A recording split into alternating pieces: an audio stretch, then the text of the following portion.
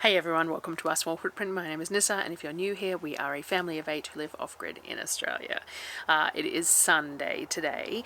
We've had a bit of a lazy day today, which is nice. It doesn't happen that often. I feel too guilty when I'm lazy, and my definition of lazy, Daryl always says that my definition of lazy is a little different to his definition of lazy. But anyway, I cooked lunch and I cooked loaves of bread, and I've mixed up all my seedling mix for my potting seeds. We got the shelving unit. So I have a shelving unit. I showed it last year, and I'll have to show it again this year when I do some update videos, but where we put in LED panel lights as the top of every shelf, so it shines down onto the seedlings. I got seedling mats. It was based on one from Chores, so I built that last year, so it's all set up to start with my seedlings. I start my seedlings pretty late here.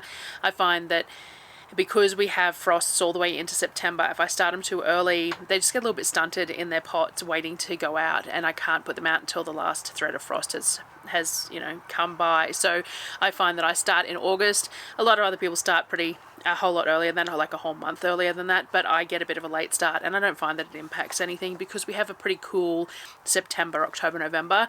It only really gets hot to December, January, February is when our really fierce heat is. So I find that it's okay to start them that little bit late. Even the cold weather crops, the early spring cooler weather crops, I find that starting them a little bit late works okay for us. So I have my seedling shelves set up, and I mixed up some seedling soil, but we are short a power pack. So at the moment I can't plug in all my heat mats or anything because we just don't have a spare power pack. I found some online, the ones that we liked with the individual switches, and I've ordered them, so hopefully they'll come early next week and I'll be able to get that sorted then. But so I did that today as well, and I did my notes for the video and all that sort of normal stuff. But other than that, I've read my book, and we've set up schoolwork for the kids for the week. Printed out some stuff and worked out what their interest subjects are going to be for the next couple of weeks. So we try and rotate through based on what they're interested in. So they all do their standard English, maths and that sort of thing, but then we try and rotate in some of what they're interested in. So some of this, like the STEM stuff, the science and engineering and stuff, but in different ways. So the boys are going to look at sewing some puppets and some little stuffy toys because they really adore that sort of thing. That's going to be their next sort of a task. And Sonnet wants to do something with clay. So there's some Skillshare courses, or might have been Domestica. One of them has a course on creating a clay bust, so she's doing that. Surreal wanted to have a look at some architecture-based stuff. Karvik was doing some 3D animating on the computer, and Apollo, I can't remember. So we have been sorting that for the day too. So it felt like a lazy day to me, but it probably wasn't a huge definition of lazy, but that's fine. But I do have my notes here for another food video. So again, I have no idea what part this particular video is, but we're just going to keep on going with the food prep, planning, preservation, and sharing what we did with all sorts of things. This video actually includes the steaming of the meat in the Fowlers jars as well as in the meat steamer, so that's pretty cool, amongst other things. So let's get into it, and I'll see you at the end. I had intended to use the rest of the pork mix for canning soup that I made on the last video, that I made for the zuppa toscana, and I only used half of that in the soup that we ate that night. And the other half I was going to can some zuppa toscana soup, but time got away from me and I just didn't end up getting there. So we used some of that pork mix in a few different things. One of which was making quesadillas for lunch while we had all that avocado and tomato still available to us, and while we still had some of those store-bought wraps available. Generally speaking, the amount of wraps I buy does not last the whole shopping trip, the whole period that we shop for. But they are much more expensive than making my own, so they're only sort of used as a stopgap. They're used on days when I'm in the kitchen doing something else and I just don't have time to make something for lunch. That's our bread product because it's shelf stable. So if I need them to just make something for lunch, then there's ham or chicken or leftovers or whatever, and they have it on those wraps. So we don't have them all the time, but we do have them intermittently throughout the month. And the kids like them as cold, just as cold wraps, or they have them as what they call cooked wraps, which is basically the quesadillas. So I made up a batch of mayo, and we just had the mayo, avocado, fresh tomato, and a sprinkle of that pork mince over it, and then cooked them off. This mince was probably a lot fattier and far more rich than I normally use for something like this. because it was prepped to be used in the soup. So it had, you know, all those flavors because it was going to be diluted in the soup. So we didn't need to use too much of it, and it was very tasty, but it was a little bit greasy and drippy and things like that, but tasty. That was all I filmed on that day. No idea what we ate for dinner, but I think I used the rest of the pork mince, maybe in a pasta or something. I'm not real sure. I think I just filmed this so that I could show the quesadillas, because that's the way that we continue to use ingredients that we cook and prepare in a progressive manner to make sure that they're used.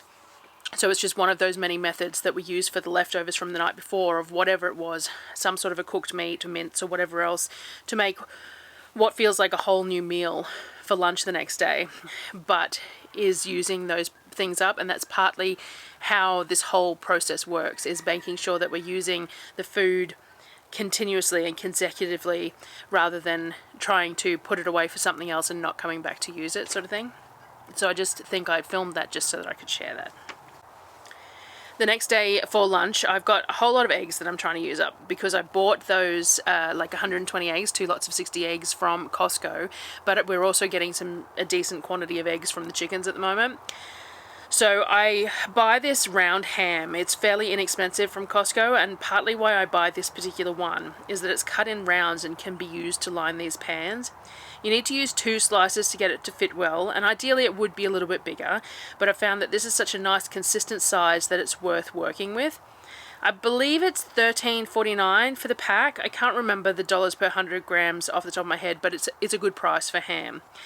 I grease the muffin tins lightly. It doesn't need to be greased very much because the ham will sweat a little fat as well into the muffin tins, but a little bit of oil helps. And if you use silicone trays, you shouldn't oil them. So if you're using silicone trays, you shouldn't spray oil them. Line each hole with the 2 pieces of ham overlapping, and then just crack an egg into a bowl, always into a bowl when you're using farm fresh eggs, and then tip them into the ham. I went through and filled 2 full trays. You can of course top these eggs with anything you want, salt, pepper, cheese, but we tend to just cook them off plain and then serve them with things afterwards. I bake them at about 200 for about 15 to 20 minutes, but I really base the cooking time on the texture of the whites. I try and leave the yolks a little soft, but I do like my whites to be quite solid. I'm not into stringy whites. We served these with fresh sliced avocado, mayo drizzle, some salt and pepper. Something that I really like sprinkled on these, which I didn't have at the time, is the everything but the bagel seasoning. That sprinkled over baked eggs is really, really delicious. That's something that I use a lot, but I haven't got it mixed up. I think I'm out of sesame seeds, so I need to do a spice order and get some sesame seeds and things like that again. I think I might be out of granulated garlic too. I think I've only got powdered garlic, and the chunks of garlic are always nice in the everything bagel seasoning. But anyway, that's how we had them. For dinner that night we had the chicken legs. I had bought some bags of Aldi chicken legs to try because the price was really good, and they are a great price. The only thing I found was the size of the legs is quite inconsistent compared to like buying them from the butcher how I was, and that's fine, but it just means that I need to be aware when checking internal temperature to be checking the biggest ones on the trays, because they're going to cook at different rates. I did my normal, a mix of baking powder, salt, pepper and garlic, and onion powder, and I lightly dredge each leg. This creates a nice crackly skin on them and adds flavour and texture to them. I line them up on a rack over a tray for baking, and I pop them in the oven. Now for me, gauging the temperature of my oven is hard. I have a Bluetooth probe, but the racks in the oven are wider than the little clip that you get with those probes to keep the probe sort of in the ambient air. And it's challenging. The dial does not accurately depict the temp in the oven either on this particular oven, so I use the probes in the meat and judge the temp by the rate the outside of the chicken is cooking. I know, so scientific. So I throw them in. Once the internal temperature is hovering around the 60 degrees Celsius, I will pull them out and glaze them. And if I check on them and the skin seems to be browning too quickly, then I'll drop the oven a little bit. And if it's not browning up quickly enough, I'll put the temperature up a little bit. I also still had a couple of heads of cauliflower to use, and I adore cheesy cauliflower bake. Not everyone in the house is a fan of ghost broccoli, as it's referred to in our house, but add some cheese sauce and they'll eat it. I like it anyway. I like it raw, I like it just roasted, anything, but the kids put cheese sauce on it and they're gonna eat it. So I mixed up a basic cheese adjacent, because we don't do cheese, sauce in the Thermomix, chopped up the cauliflower, covered it up and stuck it in the oven as well while the chicken legs are cooking. One of the biggest things I'm thrilled about with the new oven is having the room to bake multiple things at once, to have multiple baking dishes to make a meal all in the oven, whereas before I'd have to have, like, if the chicken legs were in the oven, everything else would have to be done on the stovetop because there just wasn't room to do anything else. So being able to throw multiple different things in the oven is just definitely a highlight. I mixed up a basic glaze for the chicken legs. Now, I normally use a miso one, but I'm actually out of miso. I actually bought myself a kit to make my own miso, and I just haven't got there yet. I should try to do that over the slower last couple of weeks of the grocery period, make that up, because it takes a little while as well, and make that up on video to share. So I just mixed up some maple syrup, a little bit of cowboy candy, some Dijon mustard, some garlic, some Worcestershire sauce, and a pinch of salt, and blended it. Once the legs had hit about that 60 degrees Celsius, I pulled them out and glazed them all with this mix, and then put them back in the oven to get to their cook temp of 76 Celsius internal, which I think is 165 Fahrenheit. Sometimes I will pull them out a few times and glaze them a few times, but really it's not particularly necessary. We just served it up with the cauliflower cheese, another meal where I probably should have had steamed greens of some sort on the side, but I didn't, so there you go. The next day I got to work on the chicken trim that I got from the hamper. Now, I've had this defrosting in the bottom of the chest fridge and some of it was still icy, but it was defrosted enough to use. I opened the first bag and ran it through the mincer, again using my Louvel. I love this mincer. There's an affiliate link in the description. I use this many times each grocery period. Being able to quickly mince some meat opens up a lot of options, both in cooking but also in choosing the meat to purchase. You can use cheap cuts and mince it and make fantastic meals, but you can also just have so much diverse options to use with mince, and you make those options. Like, a lot of people say, I know I buy mince, but I only ever make the same thing with mince. Well, there is so many choices if you have that there to work with. So having a mincer in my kitchen is definitely a must for me. Once I opened the second bag, though, I discovered that it wasn't actually trim, it was tenders, and it appeared to have a cornstarch or a velveting slurry over it. If I minced this, I'd imagine the texture would not be great when you're cooking it, so I decided not to, and to just use it as tenders instead. So what I did was mixed up a batch of my sweet smoky meat rub, the same one that I use on my pork roasts, and just dip one side of the chicken into it and lay it all out on trays so I could cook it up all at once. This is not the absolute ideal way to cook tenders, it will dry them out a bit, but I'm going to shred them anyway, so it was a nice quick method rather than standing over a pan and frying them off. This is something that I would have done in my smoker previously, but my smoker died and I haven't replaced it as yet. The low temps of the smoker and the way it's open and the smoke and everything else lends itself to keeping the chicken lovely and moist. And I used to, especially in summer, get big trays of chicken breasts, coat them in this rub, and then smoke them, and then just slice them up as smoked chicken meat, and we would use that in salads and everything else all summer long, and it was always lovely and moist and tender done that way. But I haven't had a smoker for a while now, and I just haven't decided what I wanted to replace it with yet, so worked with what we had. While that was baking, I got into using up the chicken mince. I decided to make the chicken loaf again, giving it a go, seeing how I could adapt it to work well for us. The first batch I did the same as last time, a little bit of oil, a little bit of maple syrup, salt and stuff, and just pushed it into the stainless steel meat steamer. About 1 kilo of mince goes into this steamer, but I do it in the Thermomix in 500 gram lots to get it to that pink slime as we were discussing last time. And then I made sure to use something to poke down and try and get rid of any air pockets in there as well. I learned that from last time, that even though it felt like it was all pressed in, when it came out of the mold there were still little air pockets. So I used something sharp. I think I used actually a packing stick, a ball mason packing stick, and pushed it around to make sure that it was filling all those little gaps and holes that were in there where the meat was sort of just creating air pockets.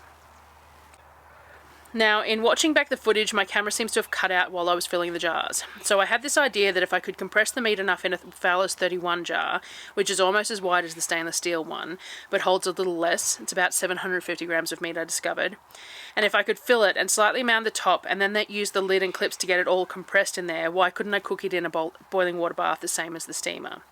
Now, the steamer has a hole running through the middle that lets me put a temperature probe down there, so I still need that in the same pot so I can assess the internal temperature. But I didn't see why I couldn't do it, so I gave it a go. I did 2 different flavours. One had some of the pork rub seasoning in it, and the other I did with some mustard and some fermented garlic and honey flavour as well. I stuffed the jars really well, making sure to get all the air pockets out, which was much more visible on film, mind you, than the stainless steel ones, and I've gone back, the camera just kicks out and starts back up again later. So I don't know, it must have just turned off and I didn't realize it, which is sad because it showed the whole air pocket thing and pushing it down and getting it all to work and everything else a whole lot better in the glass jars than it did in the stainless steel, but that's life. I put 4 clips on the jars to keep lots of pressure. I didn't actually put rings on the jars, and I reckon that would have been good too because I did have a little seepage of meat and I think the rings might have helped with that. And I got them all in the boiling water bath with a rack on the bottom to protect the jars, like if it was going in a canner, and with the temperature probe in the top of the stainless steel one so I could watch the temperature of that one. Now, because the jars have less chicken in them overall, I was happy to assess the temperature based on the one in the stainless steel. So once the stainless steel one was at temperature, I knew that the glass ones would be as well because it was less meat in there, slightly narrower, but the same height. So it was going to, the heat will have penetrated that meat the same, more so than the one that was in the stainless steel. Once the chicken was cooked and had cooled slightly, I put it in the Thermomix, this is the tenders, on reverse for about 5 seconds to break it up.